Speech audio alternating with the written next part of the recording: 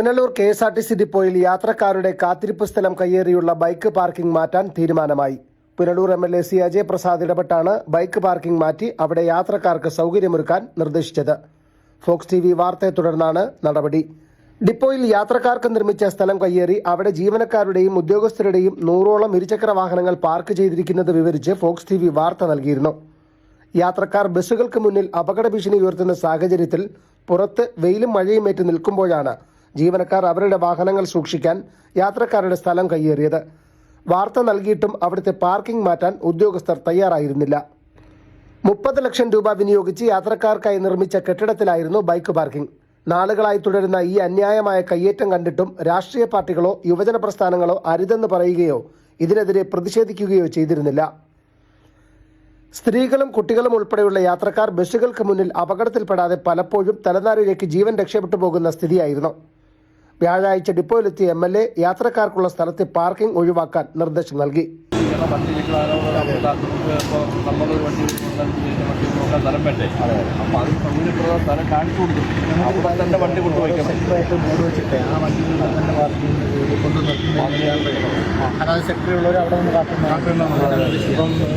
ഓടിപ്പോന്ന തിരുവനന്തപുരം അങ്ങനെയുള്ളത്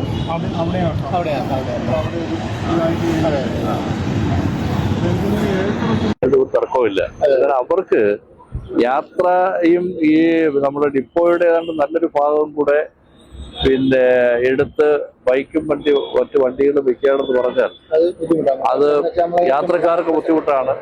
നമ്മുടെ വണ്ടി പിടിച്ചിട്ട് ആളുകൾക്ക് കയറി പോകുന്നത് ബുദ്ധിമുട്ടാണ്. അപ്പൊ അതുകൊണ്ട് ജീവനക്കാര് നല്ലതുപോലെ സഹകരിച്ചെങ്കിലേ കഴിയത്തുള്ളൂ. അപ്പൊ അവർക്ക് നിശ്ചയിച്ചിട്ടുള്ള വണ്ടികൾ സൂക്ഷിക്കാൻ വെച്ചിട്ടുള്ള സ്ഥലങ്ങളിലേക്ക് അവരുടെ വണ്ടി മാറ്റാനുള്ള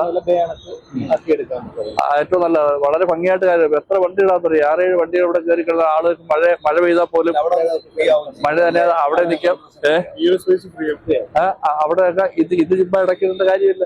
ഈ വണ്ടികൾ ഇങ്ങനെ ഒന്ന് കയറി കിടന്ന ആളുടെ അവിടെ നിൽക്കും. ഇന്ന സ്ഥലത്തേക്ക് പോകാനുള്ള വണ്ടി തിരുവനന്തപുരം റൂട്ട്, കൊല്ലം അല്ലെങ്കിൽ ആര്യങ്കാവ്, ഇതൊക്കെ ഓരോ ഭാഗം തിരിച്ചിട്ടാലേ അപ്പൊ അതിനു വേണ്ടിയിട്ടുള്ള ഒരു അടിയന്തരമായി അത് മിനിറ്റ്സിൽ കൂടെ ഒന്ന് എഴുതി ചേർത്ത് കേട്ടോ. അതാണ് ഏറ്റവും ഒന്നാമതായി നമ്മൾ നോക്കേണ്ടത്. ഈ ഡിപ്പോ ഇത് ഇങ്ങനെ മാറണ്ടേ. ഇവിടെ നമ്മുടെ യാത്രക്കാര് ഇവിടെ നിന്ന് പോകുന്നതിനും വാഹനങ്ങൾ ഇവിടെ പിടിച്ചിടുന്നതിനുമുള്ള നല്ല സൗകര്യം ഈ കെ.എസ്.ആർ.ടി.സി ഡിപ്പോയിലുണ്ട്. പക്ഷെ ആ ഭാഗത്ത് നമ്മുടെ ജീവനക്കാരുടെ ബൈക്കുകളും മറ്റു വാഹനങ്ങളും ഇട്ടിരിക്കുകയാണ്. അപ്പൊ ആ ജീവനക്കാരുടെ വാഹനങ്ങൾ സൗകര്യപ്രദമായ സ്ഥലങ്ങളിൽ വെക്കാൻ ഉള്ള സൗകര്യം ഒരുക്കി കൊടുക്കേണ്ടത് ഈ യൂണിറ്റിന്റെ ആവശ്യമാണ്. അപ്പൊ കെ.എസ്.ആർ.ടി.സിയുടെ ഉദ്യോഗസ്ഥർ എന്നുള്ള നിലയിൽ ജോലി ചെയ്യുന്നതിനുള്ള സൗകര്യം കൊടുക്കണം. അപ്പൊ ജോലി ചെയ്യാൻ വേണ്ടി അവർ വരുമ്പോൾ അവർക്കുള്ള വാഹനങ്ങൾ സൗകര്യപ്രദമായ സ്ഥലത്ത് പാർക്ക് ചെയ്യാനുള്ള ഒരു സൗകര്യം നമ്മുടെ ഇവിടുത്തെ സ്റ്റേഷനിൽ നിന്ന് ബന്ധപ്പെട്ട ഉദ്യോഗസ്ഥർ അവർക്കുള്ള സൗകര്യം ഒരുക്കി കൊടുക്കണം.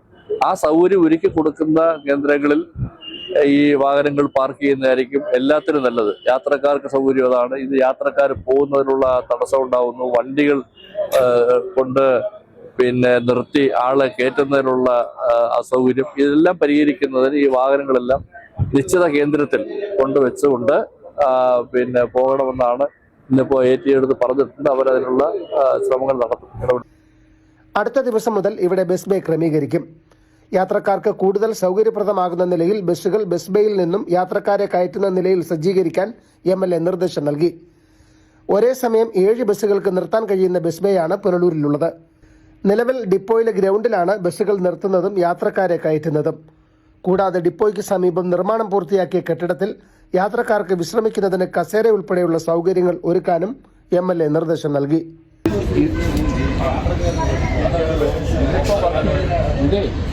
ഇതിപ്പോ വർക്ക് ചെയ്യുന്നില്ലല്ലേ? ഒരു സ്റ്റാളിന് വേണ്ടി കൊടുത്തേക്കും സാറേ. സ്റ്റാളിന് നമ്മുടെ ടെൻഡർ കൊടുത്തേക്കാം. ഇപ്പം പാസഞ്ചേഴ്സിലേക്ക് എന്തായാലും ആവശ്യമായിട്ട് വരും. ഇത് ബഡ്ജറ്റ് ടൂറിസം അതെല്ലാം എപ്പോഴും വർക്ക് ചെയ്യുന്നില്ല. എപ്പോഴും വർക്ക് ചെയ്യും. അല്ല അതിന് കൂട്ടി സർവീസ്